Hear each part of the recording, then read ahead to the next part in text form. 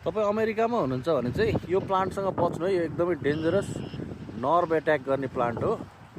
अरू प्लान्ट पनि यस्तै सेतो सेतो फुल फुलेको हुन्छ, तर चाहिँ त्यो यस्तो हुँदैन। हेर्नु त्यसको पात चाहिँ म नजिक गएको छैन हैन, त्यसको पात चाहिँ गाजरको जस्तो हुन्छ हैन, अनि रेड ब्लच हुन्छ स्टिममा, अनि माथि फुल चाहिँ त्यो मजाको देखिन्छ फुल हैन, व्हाइट फ्लावर हुन्छ।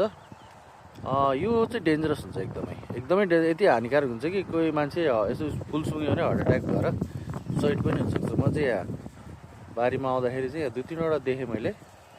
नर्मली यो विड हो, एग्रेसिभ हैन, स्पेसल्ली खाइयो जनावरहरूले खायो हैन, ह्युमनहरुमा खायो भने चाहिँ साह्रै असर गर्छ। तर त्योदेखि बाहेक चाहिँ यो तपाईको सुँग्यो भने पनि, त्यसै यो चाहिँ तपाईको छालामा हातले समातेर तान्दाखेरि छालामा लाग्यो यताउता भयो भने एकदमै हानिकारक हुन्छ है हेल्थलाई। त्यही भएर यो फुलको वरिपरि बच्चा बच्चीले समात्ने फुल कति राम्रो हुन्छ क्या फेरि। अनि यो चाहिँ कस्तो ठाउँमा भने अलिकति चिस्यान बढी भएको मलिलो माटोमा हुन्छ। त्यसम्म भने यसले रेस्पिरेटरी फेलियरसम्म गर्न सक्छ कि तपाईको सुँग्दाखेरि चाहिँ ब्रिदिङको यता मसलहरूलाई नर्भस सिस्टममा एट्याक गर्छ। त्यही भएर यो प्लान्टसँग चाहिँ जोगिनु है त। ल राम्रोसित हेर्नु ल, म यहाँ चाहिँ देखाइदिन्छु तपाईँलाई।